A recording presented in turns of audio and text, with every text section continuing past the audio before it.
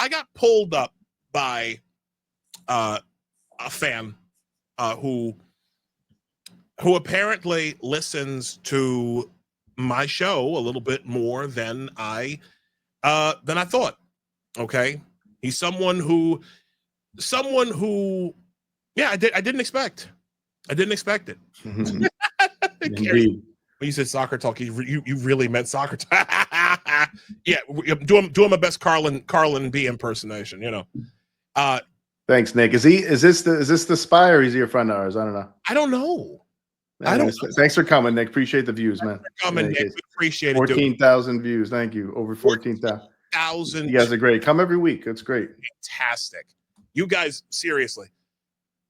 We really appreciate you guys. Yeah, thank you. Yeah, thank you. Even with all of the negative engagement, we really appreciate it. That was fun. What y'all meant for trolling and distance and irritation, God meant for good. That's all I'm gonna say. But anyway, let me get back to this. This guy had been listening to this show and some of the other things that I've done over the years. And I've been hard on DC United. I mean, haven't won any games in 3 months. It's been 12 matches, and we ain't won. We haven't won anything. It's a long time in soccer, man. Long time. It's a long season. It's depressing when that happens. And dismal. Yeah, it has been. I mean, no wins, a bunch of draws. Yeah. And I was convinced at one point that like we had a guy by the name of Troy Lesane who was our head coach. He was the interim head coach for New York Red Bulls for a time, and then was signed to DC United at the beginning of 2024. Had a great, decent guy, but I think he basically got the club to wherever he was going to get us to, and that was it. We're talking, and after a while, it was frustrating just watching him. It was frustrating. It was a very frustrating time. And so the club fired him after we lost the US Open Cup, after we got bounced out of the Open Cup. And I was convinced at the time that DC were going to just continue letting the club just lose. I had questioned the seriousness. DC United have been beaten up on the national stage by guys like Landon Donovan, who have just flat out just asked ownership, are you guys even serious? Good question. Yeah, are you serious about this? Like, and if you're not, just sell the fucking team and get it over with. I mean, Landon Donovan was one of the first to ask that question. But even I have been critical, very critical, and I'm not gonna defend myself too much, because there were times when I was probably a little bit more harsh than I should have been, and I got called out because just recently, DC United hired Rene Weiler, 51-year-old Swiss coach. He's originally from Switzerland. He has quite a resume on him. I'll just give you a matter of fact. I'll just share this real quick. The press release, just so I can give everybody context to this, right? Like why we're doing this. Rene, I'll be right back, guys. Yeah. What's that? I'll be right back. Go. Yeah. So Rene Weiler has over 24 years of coaching experience, 6 major trophies. This is a guy, he's won league titles in Belgium, Egypt, Switzerland, a UEFA Europa League quarterfinal run with Anderlecht, league title in Egypt with Al Ali. Like, we're talking about a guy. This is a big signing, right? A massive signing, honestly, as head coach. And I was pulled up by a guy last night who said, you owe an apology. You said that this club were not going to hire a big time coach. And to be honest, it is true. I did not think that we were going to sign a big, because Troy Lesane wasn't a big coach. He wasn't. Troy Lesane was not a big coach at all.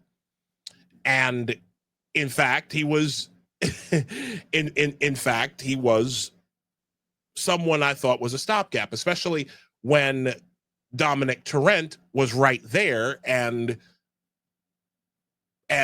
Jason Levian passed up on him because he was too expensive. So I didn't think, again, I didn't think that y'all that there was going to be a hiring of a big time coach. And I was wrong. I was wrong. Over the last several games, I've noticed a change in this club. I have. I've noticed a fire that has returned to this organization. It's a slow build. Like I've noticed, like over the last 3 matches, DC have not lost. Couple draws, and then last night's victory. And I have to say, these guys are playing differently. There are things that are being that are noticed, and I was wrong. I was wrong. I was wrong for doubting I was wrong for doubting the seriousness of DC United as an organization when it came to hiring the hiring of a gaffer. I was completely and totally wrong, and this is my apology. I love this club. I'm gonna tell you exactly like I said to him last night. I'm gonna read exactly what I said.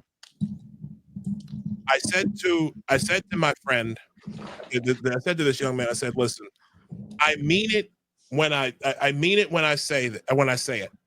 I love this club. Every last one of you. Every last one, from the players and coaches to the front office staff.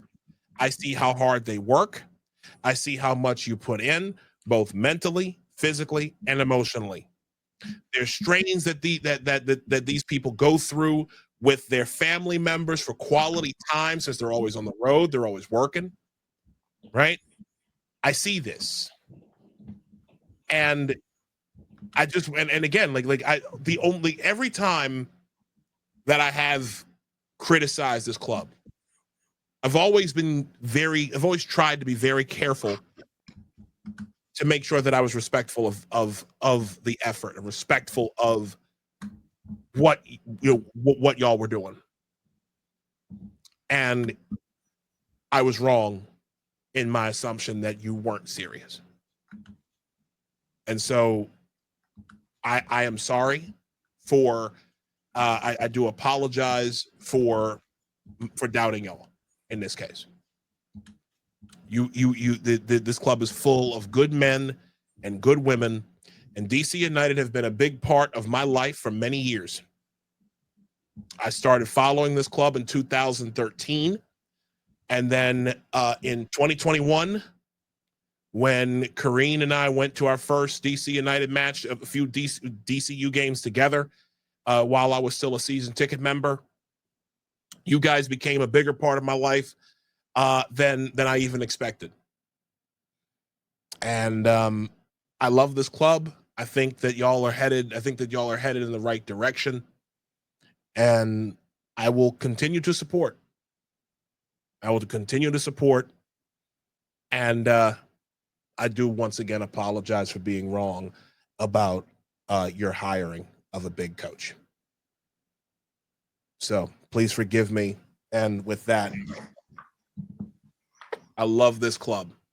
Seriously. Let me just do that again. There we go. A little tongue next time. Shut up. Anyways, that's our show. Forgive him. Forgive my brother, man. He does love DC United, and he is. I do. And he's admitting it. He's admitting it. You got to give him props for that. And by the way, that he was wrong. Art piece here that I'm wearing, the Soul Kit, beautiful piece. This is a great kit. That's a nice kit. I love this one.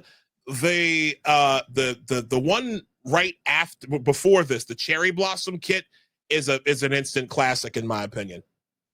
Also, I think, matter of fact, I want to give a shout out also to DC's creative director, Monsieur Camille Tano, who helped put this together. I want to just, I want to do this too, because we got these, and also shout to Matt, because this was fantastic. This right here, my number that I've chosen for myself was number 52, and if you look here, Mr. Carter and Mrs. Carter. So we got our first kits. These are our first kits together as husband and wife. We love this team, man. We love this club. We always will. And so thank y'all again. Camille, merci beaucoup. We love you too, brother. Thank you. That's our show tonight. We greatly appreciate it. We will be back, or at least you might be back next week. I'm going to be away. I'm going to be actually out of town next weekend. But anyways, that's our show tonight. We really appreciate it. Any final thoughts, Nick, before we get out of here? You're muted, by the way. You're muted. Hey, yeah, I sent you some one of our friends there, JB, J Audax sent us I guess Big Mama was talking trash about us on Twitter. Big Mama KB. Oh God! So I replied and I left a little. I CC'd you guys in case you want to see what I said. Oh boy, I'll take a look. Oh God, that's our show. Thank y'all so much for joining us. We greatly appreciate it. We will see y'all on the next one. Appreciate it. Thanks for coming, guys. Thanks for watching. Love you all.